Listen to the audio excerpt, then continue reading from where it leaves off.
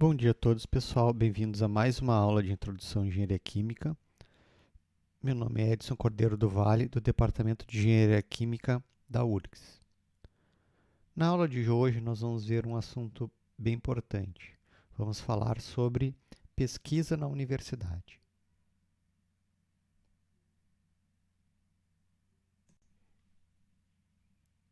Essas foram todas as bibliografias consultadas e aqui estão abaixo as licenças utilizadas nas figuras. Bom, inicialmente eu vou deixar um desafio para vocês. Vou colocar a marca de 4 universidades nacionais aqui e vou deixar vocês observarem elas um pouco, né, e ver quais elementos semelhantes que vocês veem nessas 4 marcas, nesses 4 logotipos dessas 4 universidades. Dê uma pausadinha no vídeo aí e vejam o que vocês acham de semelhante entre essas 4 figuras. Pausem o vídeo e logo em seguida eu venho com a resposta. Bom, como vocês podem ver, todos esses logotipos, né, essas logomarcas, elas têm semelhanças. Qual que é a semelhança? Aqui no logotipo da UFPR, né, nós temos 3 elementos construtivos, né? Na URGS ali, se a gente for ver o logotipo da direita, nós temos uma chama dividida em 3 partes e 3 pontinhos também. No símbolo aqui da Universidade Federal de Santa Maria, nós temos 3 chamas. O mesmo acontece aqui com o da Universidade Federal da Bahia, da UFBA. O que esse número 3 representa? Né, que aparece em todas essas marcas das universidades. Isso representa os pilares da universidade, que são o ensino, a pesquisa e a extensão. Nesta aula, nós vamos falar sobre cada uma delas. E claro, como é o assunto da nossa aula sobre pesquisa na universidade, a gente vai dar mais ênfase aqui na pesquisa. Bom, falando inicialmente sobre o ensino, né? O ensino é, digamos, a razão maior pela universidade existir, né? Então, desde lá dos primórdios, onde se estabeleceram as primeiras universidades, isso está relacionado com o ensino. Então, o núcleo, digamos, da universidade são as atividades de ensino, né, de transmitir o conhecimento, né, dos professores para os alunos. Além disso, a universidade faz extensão, que é a segunda atividade. O que é extensão? É uma ação da universidade junto à comunidade, né, que disponibiliza ao público o conhecimento adquirido no ensino e na pesquisa. Então, a ideia da extensão é que essas cercas, né, que se estabelecem, esses muros que se estabelecem entre a universidade, a comunidade universidade e a população sejam removidas, né, de forma que todo o conhecimento que foi desenvolvido na universidade beneficie a população. Em muitos casos, por exemplo, na engenharia, né, nem sempre a população beneficiada é o povo em si, né? Mas muitas vezes é a comunidade com que o curso está relacionado, que no caso é a comunidade industrial. Então, diversos projetos são feitos, né, de auxílio, né, de desenvolvimento junto com as indústrias da região e várias indústrias aqui do Brasil, né? Então, as indústrias vêm procurar a universidade através de algumas soluções e nós, como universidade, como curso, né, atendemos a demanda desse segmento, segmento industrial. E o último pilar da universidade, né, é a pesquisa. A pesquisa ela é um processo sistemático para a construção do conhecimento, né, humano que gera novos conhecimentos, né, ou colabora com outros pesquisadores, né, reproduz conhecimentos já desenvolvidos, refuta, né, ou seja, critica conhecimentos já existentes, né, amplia a gama de conhecimentos, detalha, atualiza algum conhecimento já pré-existente. Então, nem sempre pesquisar também, né, é desenvolver coisas extremamente novas, mas pesquisar também é trabalhar em coisas pré-existentes, né, que já foram desenvolvidas. Na universidade, mais especificamente na área de ciências exatas, como engenharia, praticamente todos os professores, de uma forma ou de outra, estão envolvidos com a pesquisa. Pode ser pelos próprios laboratórios, né, gerenciando seus próprios grupos de pesquisa ou em colaboração com outros grupos de pesquisa. Para a universidade, a pesquisa é muito estratégica, né? Isso traz muita visibilidade, não só nacional, como internacional para as universidades. Isso acaba gerando, né, uma série de publicações, essas publicações espalham, né, o nome da universidade ao longo de todo o mundo, né, e os pesquisadores acabam ficando conhecidos, isso acaba trazendo mais colaborações e fica como se fosse uma bola de neve. Os grupos vão se fortalecendo porque eles vão ficando conhecidos pelos trabalhos que são realizados, são publicados e divulgados nacional e internacionalmente. A pesquisa também é importante na formação dos recursos humanos, visto que na linha de frente das pesquisas estão os alunos. Então, sempre quando a gente precisa fazer algum trabalho de pesquisa nos laboratórios, os professores chamam os alunos para trabalhar e esses alunos vão adquirir esse conhecimento nessa área de pesquisa e vão se aperfeiçoando, vão ganhando mais experiência. Isso vai ajudar na carreira dos alunos. Então, acaba ajudando a formar recursos humanos de excelência também. Outra importância da pesquisa é o fato de captar recursos financeiros para a universidade. Então, existem várias formas, né, de captar recursos financeiros na pesquisa. Muitos é de órgãos públicos, mas muitos são de empresas que ficam conhecendo, né, através de publicações, o conhecimento que está sendo desenvolvido por cada um dos grupos de pesquisa e vem procurar os pesquisadores patrocinando trabalhos de interesse dessas empresas e esses trabalhos e esses recursos acabam trazendo dinheiro que vão ser usados na compra de equipamentos, na melhoria das condições de laboratório, né, e também pagando salários e bolsas para alunos e pessoal de pós-graduação realizar essas pesquisas, né, e manter esse ciclo de formação de recursos humanos também. Bom, mas o que é a pesquisa, né? Quais os tipos de pesquisa que nós podemos realizar? Bom, existem vários tipos, né? Algumas vou citar aqui. Bom, primeiro a pesquisa bibliográfica, né? Que nada mais é do que eu avaliar uma série de publicações e ver o que essas publicações dizem a respeito de um determinado assunto. Outra tipo de pesquisa é a pesquisa descritiva, né? Onde eu fico observando algum fenômeno, alguma coisa e relato nessa minha pesquisa o que foi observado. Outro tipo de pesquisa é laboratorial, onde eu vou para o laboratório, faço os experimentos, né? Entre outros tipos, pesquisas empíricas, de campo. Então, existem várias formas de tu abordar o teu problema do ponto de vista da pesquisa. Bom, mas o que todos esses métodos de pesquisa têm em comum? Todos eles fazem uso do método científico. O que é o método científico? É um aglomerado de regras básicas dos procedimentos necessários para se produzir o conhecimento científico, né? Seja um novo conhecimento ou também uma correção ou uma evolução do conhecimento científico já existente. Então, indiferente do tipo de pesquisa que nós formos aplicar no nosso trabalho, as regras vão ser sempre as mesmas. Então, vai se seguir sempre esse método científico de forma a ter um documento, né, uma abordagem final padronizada, em que possa ser entendido no meio científico por qualquer pesquisador de qualquer lugar do mundo. Quais são os elementos que fazem parte? Primeiro, o que a gente vai fazer? A gente vai caracterizar o nosso problema. Né? O que eu estou querendo resolver? Né? Depois a gente vai formular hipóteses sobre o nosso problema. A gente vai realizar experimentos, né? Então, para avaliar, para confirmar essas nossas hipóteses, né? E esses experimentos, o que eles vão gerar? Vão gerar resultados. Esses resultados, eles precisam ser analisados. Né? No caso da engenharia, nós vamos gerar números, por exemplo. Né? Após essas análises, né, a gente vai interpretar esses resultados, o que eles querem dizer, né, e o que a gente tira a partir disso, que conclusões nós chegamos no nosso trabalho.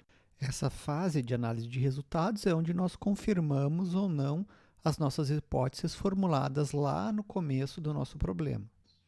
E, por fim, nós publicamos esse resultado através de uma dissertação, de uma tese, de um artigo científico, nós podemos publicar esses resultados em congressos nacionais ou internacionais, divulgando assim o trabalho e ampliando, né, ampliando essa divulgação do conhecimento. Essa divulgação do conhecimento ela é muito importante, né? Primeiro, para ajudar os pesquisadores a ficarem em contato um com o outro, e além disso, atrair, né, pesquisadores que estejam interessados na mesma área, né, trocar informações para que a ciência possa evoluir de uma maneira mais rápida. Não? Então, publica um resultado, um outro pesquisador, por exemplo, pode estar trabalhando na mesma área, ele já sabe de onde ele vai partir, ele não vai começar do zero, né? Então, ele também pode trocar informação, entrar em contato com a gente por e-mail, né, pedir mais detalhe da pesquisa, que às vezes a gente não consegue publicar todos os detalhes, saber o que deu certo, o que não deu certo, e assim a ciência vai evoluindo de uma forma mais rápida, e dentro desses textos, desses trabalhos publicados dessa forma padronizada, a princípio todos os cientistas que trabalham em pesquisa conseguem se entender. Bom, agora nós vamos descrever cada um daqueles elementos necessários para o método científico de uma forma um pouco mais aprofundada. Então, a primeira etapa do método científico é formular um problema que eu quero resolver e, para isso, eu faço algumas hipóteses. O que poderia ser um exemplo de um problema? Eu gostaria de dar a volta ao mundo, dar a volta na Terra. Esse é meu problema que eu quero resolver. Inicialmente, esse problema é possível de ser resolvido? Então, o que eu formulo? Eu formulo hipóteses relacionadas a isso. Primeiro, se eu quero dar uma volta, eu parto do princípio que a Terra é redonda. Essa hipótese pode ser confirmada? A segunda hipótese, quanto tempo levaria para dar essa volta? Qual o tamanho que ela tem para a gente poder calcular esse tempo? Outra hipótese que eu posso fazer é o que eu vou encontrar do outro lado à medida que eu vou dando essa volta no planeta. Essa é a abordagem de desenvolver o problema e de formular as hipóteses. Agora vamos pensar no problema mais típico de engenharia, mais aplicado para a nossa realidade, né, de engenheiros. Então vamos caracterizar um problema típico de engenharia na área industrial e formular hipóteses, né? Então vamos, por exemplo, no caso industrial, meu problema, quero reduzir o consumo de vapor da minha indústria visando reduzir o custo de produção. Então, a primeira coisa, eu tenho que formular algumas hipóteses. Então, uma das primeiras coisas que eu posso questionar, formular uma hipótese é: tenho perdas na minha indústria de vapor? E onde elas estão? Outra hipótese que eu posso formular: é possível reaproveitar vapor dentro do processo para economizar o seu uso? Outra pergunta que eu posso fazer: se eu reduzir o consumo, eu corro algum risco operacional, algum risco ambiental, comprometer algum equipamento? Outra hipótese: quanto eu precisaria investir para reduzir esse consumo? Será que eu vou ter que comprar equipamentos novos para chegar na resposta desse meu problema? A próxima etapa, né, são os experimentos. Então, baseado na hipótese que eu anteriormente formulei, né, eu vou delinear uma série de experimentos para confirmar ou não as minhas hipóteses. Então, essa é uma parte muito importante da pesquisa. Né? Então, o que eu vou fazer no laboratório, ou se eu vou fazer alguma simulação, né? Como que eu vou fazer delinear meus experimentos, né, para confirmar ou não minhas hipóteses.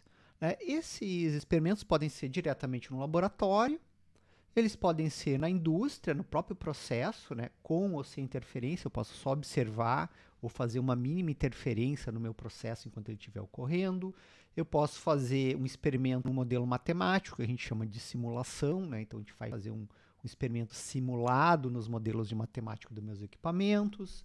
Outra coisa importante é quais as variáveis que eu vou escolher para analisar, né?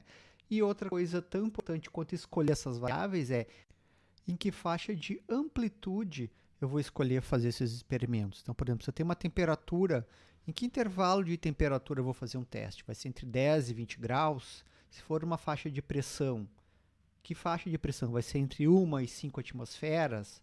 Se for um experimento de diluição, né, qual a concentração que eu vou trabalhar para fazer esses experimentos. Então, todas essas subetapas são abordadas dentro da parte experimental. Logo em seguida, vem análise e interpretação dos resultados. Então, a gente vai pegar todos os dados que nós coletamos, né, com nossos experimentos. Claro, né, que nós vamos usar o computador para fazer essas análises, né? Nós vamos avaliar qualitativamente, né? Por exemplo, uma variável cresceu muito no meu experimento, cresceu pouco, né? Outra coisa é fazer uma análise quantitativa, ou seja, quanto, né, realmente essas variáveis mudaram de forma absoluta, né? Avaliar a ordem de grandezas, a temperatura cresceu 3 graus quando eu fiz tal modificação, por exemplo, né? Outra também importante para a interpretação dos resultados é a análise estatística, né, que a gente faz uso de várias ferramentas estatísticas para calcular médias, desvios padrões, né? E uma coisa que a gente faz também na interpretação dos resultados é ver se alguém já fez algumas pesquisas semelhantes e fazer essa comparação, né, para ver quão perto, né, a gente está dos resultados esperados por outros autores. E no fim chega a publicação dos resultados, que, como eu falei anteriormente, é bastante importante, pois vai ampliar o alcance da nossa pesquisa a nível regional, a nível nacional e até mesmo a nível mundial, para que outros pesquisadores conheçam e possam partir de pontos mais avançados, caso eles queiram fazer experimentos semelhantes ao que nós fizemos. Dada a importância da publicação dos resultados, né, esses textos científicos eles também têm uma estrutura bem definida. Né? Como é que é a estrutura de um texto científico? Então, primeiro a gente coloca o nosso problema, né, introduz o assunto e contextualiza ele em nível econômico, em nível técnico, mostrando a importância do que nós estamos apresentando. Né? Uma segunda etapa é uma revisão bibliográfica. O objetivo da revisão bibliográfica é pesquisar na literatura especializada, né, nos vários artigos e congressos nacionais e mundiais, se alguém já fez alguma coisa semelhante que a gente tem feito. Senão, se alguém já fez, não tem por que a gente repetir essa mesma pesquisa, né, porque isso é perda de tempo e desperdício de dinheiro. Então, revisão bibliográfica serve para nós saber, né, como estão as pesquisas a nível nacional sobre o assunto que nós queremos desenvolver. Depois, o próximo tópico do nosso trabalho, da nossa publicação, é a metodologia, descrever detalhadamente quais os métodos que nós usamos para fazer os nossos experimentos, mostrar os resultados, né? Depois dos experimentos realizados, interpretar esses resultados no texto, colocar a interpretação dos resultados, discutir esses resultados e comparar com o que já se conhece, né? Falar-se sobre esse resultado, se ele era esperado ou não era esperado, e, finalmente, colocar as nossas conclusões sobre o trabalho como um todo. Nas conclusões, nós mostramos, né, de forma resumida, se as hipóteses que nós formulamos lá no começo da nossa pesquisa foram validadas ou não, se os resultados foram bons, né, foram esperados ou foram diferentes do que nós esperamos, né? Então, essa é o que caracteriza tipicamente uma sessão de conclusão de um trabalho científico. E na sessão de conclusão também a gente pode colocar algumas sugestões para trabalhos futuros, para dar continuidade, né, no nosso trabalho e como se pode evoluir a partir desse trabalho. Bom, nós vimos que fazer pesquisa, né, não é uma coisa tão simples assim. Né? A gente tem que fazer de uma forma muito rígida, muito rigorosa, todas as etapas envolvidas no método científico. A etapa de publicação também é uma etapa bastante rígida, né, bastante delimitada e, né, que uma série de regras tem que ser feitas, né? Então, trabalhar em projetos de pesquisa é uma coisa que leva bastante tempo, né? Então, nem todo mundo tem esse perfil de ser pesquisador, né?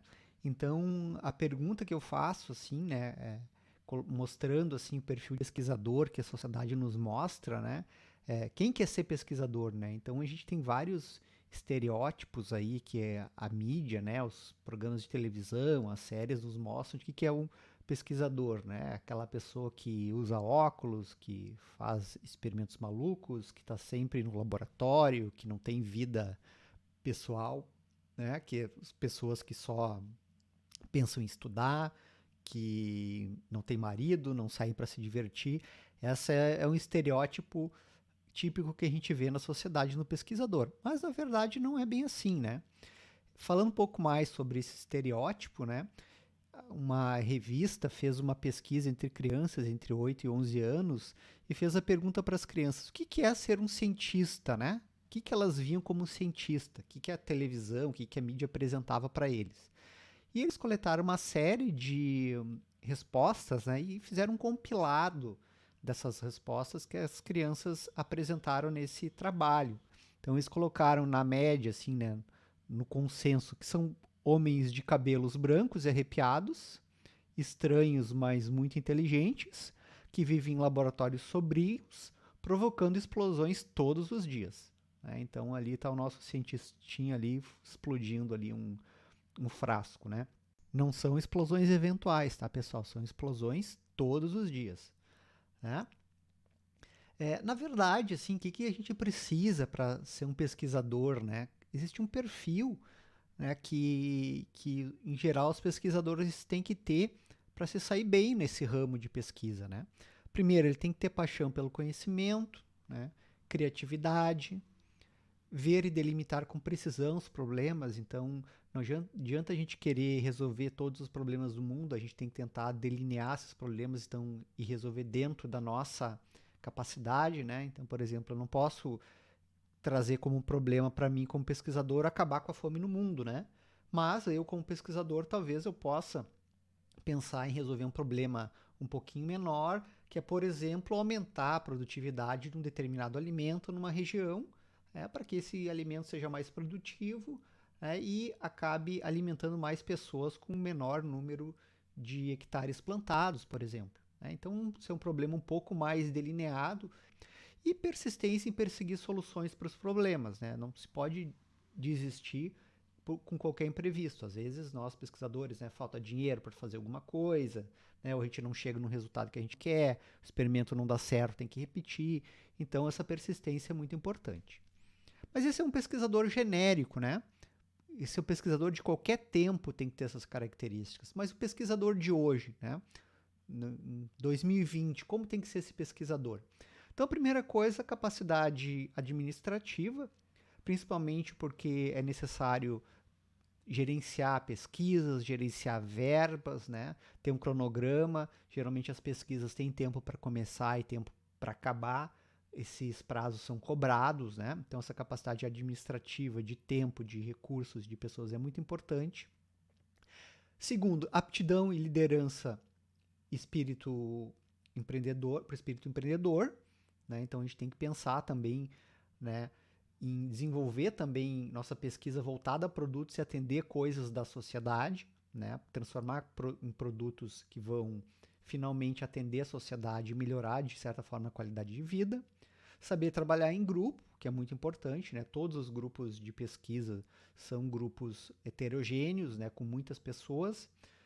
Dominar a comunicação, é muito importante o pesquisador saber se comunicar bem para mostrar tanto na forma escrita ou na forma oral, mostrar e apresentar as pesquisas de uma maneira eficiente. E vocação para formar discípulos, né? Ter empatia, ter simpatia, né, com as pessoas, despertar a admiração dos seus colegas e despertar a admiração dos seus alunos, né, para que queiram se aproximar do pesquisador também, certo? Queiram fazer pesquisa, queiram se integrar e participar dos grupos de pesquisa.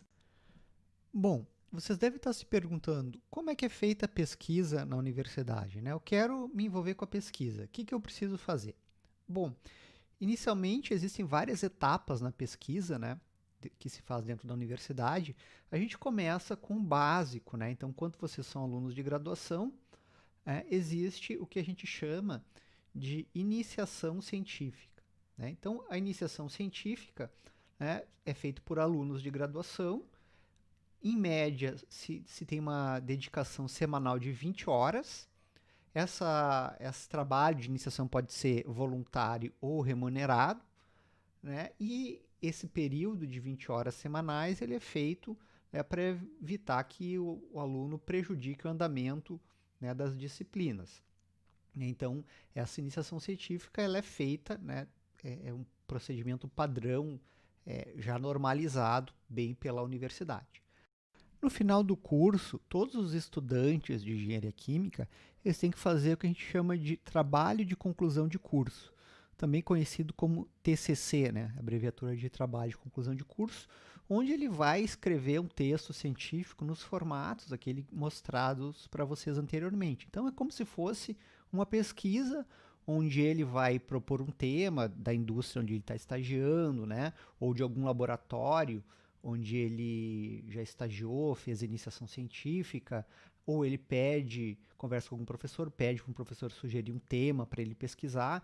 Então aí, na elaboração do trabalho de conclusão de curso, o aluno que, por exemplo, não teve nenhum contato com a iniciação científica, ele tem o seu primeiro contato, digamos assim, com a linguagem científica, que é escrevendo um texto acadêmico, né, abordando sobre a forma do método científico esse problema. Tanto nos trabalhos de iniciação científica, né, no laboratório que esse aluno vai fazer, ou no trabalho de conclusão de curso, ele vai ser orientado, vai ser monitorado por um professor que vai, né, dar as tarefas para ele fazer, se for o caso de uma iniciação científica, ou vai dar tarefas para ele fazer, né, de forma a escrever um texto de um trabalho de conclusão coerente. Então, de forma resumida, o aluno, né, de iniciação ou de TCC ele é orientado por um professor, porque o professor já tem experiência em relação à metodologia a ser usado e de como escrever esses trabalhos. Durante a graduação, o aluno pode fazer mais de uma iniciação científica. Ele pode fazer, por exemplo, uma iniciação científica na química, na física, né, na engenharia química, na engenharia civil, na engenharia elétrica. Então, ele pode passar por vários setores na universidade, né? Bom, depois que ele acaba a graduação, se ele gostar dessa área de pesquisa e quiser continuar na pesquisa, ele vai seguir para o que a gente chama do mestrado, né? Então, depois que ele se forma, se ele quiser continuar na pesquisa, ele vai fazer o mestrado. O mestrado, ele é um período depois da graduação, a gente chama da pós-graduação, né? Ou seja, depois que ele se graduou, onde o aluno vai fazer uma pesquisa mais direcionada, mais focada. E nessa pesquisa mais direcionada, mais focada, ele vai ter 2 anos para fazer essa pesquisa. Então, ele vai fazer algumas disciplinas no primeiro ano também.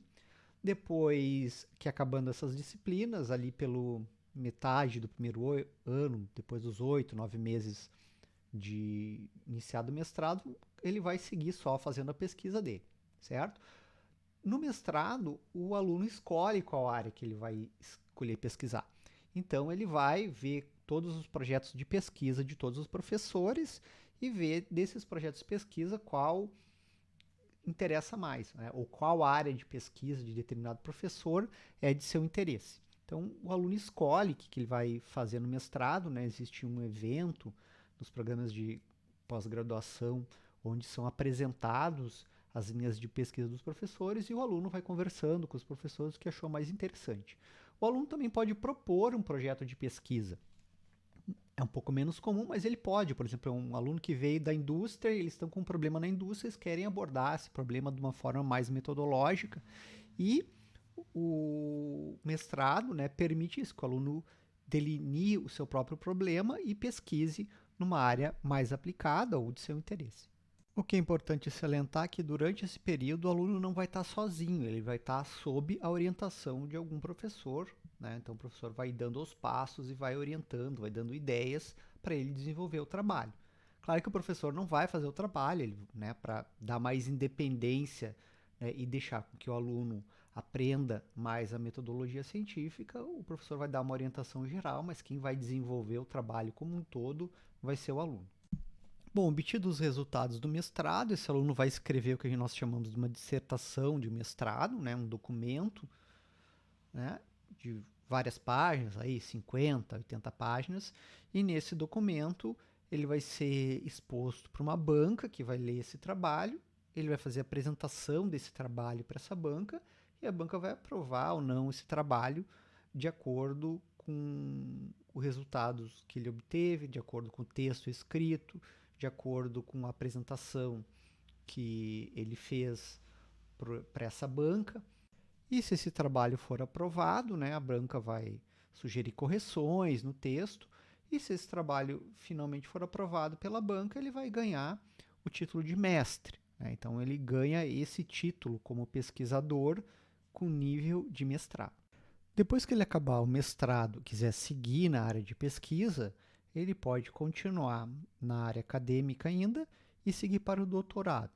O doutorado é uma espécie de mestrado, só que, porém, um pouco mais extenso e um pouco mais aprofundado.